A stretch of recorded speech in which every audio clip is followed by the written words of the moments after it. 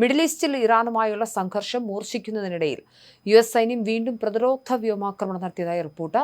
Iran സൈന്യത്തിന്റെ ഭാഗത്തു നിന്നും ആക്രോശകരമായ നീക്കങ്ങൾ ശ്രദ്ധയിൽപ്പെട്ടതിനെ തുടർന്നാണ് ഈ ആഴ്ചയിലെ രണ്ടാമത്തെ തിരിച്ചടി US നൽകിയതെന്ന് ഔദ്യോഗിക വൃത്തങ്ങൾ അറിയിക്കുന്നു. തന്ത്രപ്രധാനമായ ഹോർമൂസ് കടലിടുക്കിന് ഭീഷണിയാകും വിധം നീങ്ങിയ ഇറാന്റെ 4 ഡ്രോണുകൾ US സൈന്യം വെടിവെച്ചിട്ടതായും അഞ്ചാമതൊരു ഡ്രോൺ വിക്ഷേപിക്കാൻ തയ്യാറെടുക്കുകയായിരുന്ന ഇറാൻ സൈനിക താവളത്തിന് നേരെ ആക്രമണം നടത്തിയതായും 2 US ഉദ്യോഗസ്ഥർ വാർത്താ ഏജൻസിയായ ദ അസോസിയേറ്റഡ് പ്രസിനോട് വെളിപ്പെടുത്തി.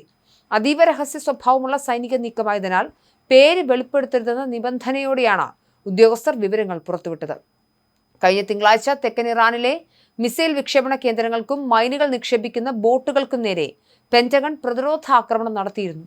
ആഴ്ചകൾ നീണ്ട വെടിനിർത്തലിന്റെ പശ്ചാത്തലത്തിൽ കടുത്ത ആത്മസംയമനത്തോടെയാണ് തങ്ങൾ പ്രവർത്തിച്ചതെന്ന് അമേരിക്ക അവകാശപ്പെടുമ്പോൾ US-ന്റെ ഈ നടപടി കടുത്ത വഞ്ചനയും വിശ്വാസവഞ്ചനയുമാണെന്ന് ഇറാൻ ആരോപിച്ചു. പുതിയ സൈനിക നീക്കങ്ങൾക്കിടയിലും ഇറാനുമായുള്ള ചർച്ചകളിൽ അമേരിക്കൻ പ്രസിഡന്റ് ഡൊണാൾഡ് ട്രംപ് വലിയ ആത്മവിശ്വാസം പ്രകടിപ്പിച്ചു. ഇറാൻ ഇപ്പോൾ ശ്വാസമുട്ടുന്ന അവസ്ഥയിലാണെന്നും നവംബറിൽ നടക്കാനിരിക്കുന്ന ഇടക്കാല തെരഞ്ഞെടുപ്പ് കണക്കിലെടുത്ത് ചർച്ചകളിൽ യാതൊരുവിധ ധൃതിയും കാണിക്കില്ലെന്നും ക്യാബിനറ്റ് യോഗത്തിന്റെ തുടക്കത്തിൽ ട്രംപ് വ്യക്തമാക്കി. ആഗോള സമ്പദ് വ്യവസ്ഥയിൽ വലിയ അനിശ്ചിതത്വം സൃഷ്ടിച്ചുകൊണ്ട് ഏതാണ്ട് 3 മാസമായി തുടരുന്ന യുദ്ധം അവസാനിപ്പിക്കാൻ ഒരു കരാറിലേക്ക് ഇരു രാജ്യങ്ങളും ഉടൻ തന്നെ എത്തിയേക്കുമെന്നാണ് ട്രംപ് നൽകുന്ന സൂചന.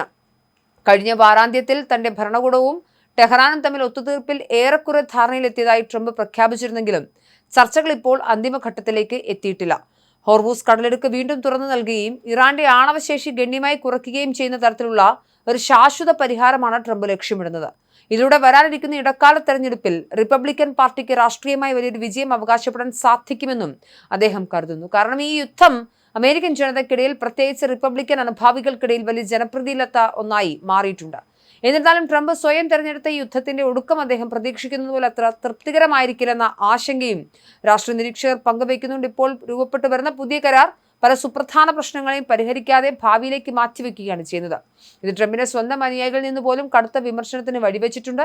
യുദ്ധത്തിൽ ഇറാനിലെ കടുത്ത നിലപാടുകാരായ നേതാക്കൾക്ക് തിരിച്ചടികൾ നേരിട്ടെങ്കിലും ഒടുവിൽ അവർ കൂടുതൽ ശക്തരായി പുറത്തു വരുമെന്നാണ് വിമർശകരുടെ വാദം. കോൺഗ്രസിന് നിയന്ത്രണം ആർക്കെന്ന് നിർണ്ണയിക്കുന്ന ഇടക്കാല തെരഞ്ഞെടുപ്പ് അടുത്തുവരുന്ന ഈ സാഹചര്യത്തിൽ വർദ്ധിച്ചു വരുന്ന ജീവിത ചെലവുകളും ഇന്ധന വിലക്കയറ്റവും വോട്ടർമാരുടെ മൂഡ് മാറ്റുമോ എന്ന ഭയം റിപ്പബ്ലിക്കൻ പാർട്ടിക്കുള്ളിൽ ശക്തമാണെന്ന് റിപ്പോർട്ടുണ്ട്. എന്നാൽ ഈ വരാനിരിക്കുന്ന തെരഞ്ഞെടുപ്പുകൾ തന്റെ ഇറാൻ തന്ത്രങ്ങളെ ഒരു തരത്തിലും ബാധിക്കില്ലെന്ന് ട്രംപ് ബുധനാഴ്ച ആവർത്തിച്ച് വ്യക്തമാക്കി. അമേരിക്കയിലെ തെരഞ്ഞെടുപ്പ് കാലം വരെ തങ്ങളെ കാത്ത് നിർത്തി സമ്മർദ്ദത്തിലാക്കാമെന്നാണ് ഇറാൻ കരുതുന്നതെന്നും എന്നാൽ തനിക്ക് തെരഞ്ഞെടുപ്പിനെ കുറിച്ച് യാതൊരു ആശങ്കയും ഇല്ല എന്നുമാണ് ട്രംപ് പറയുന്നത്.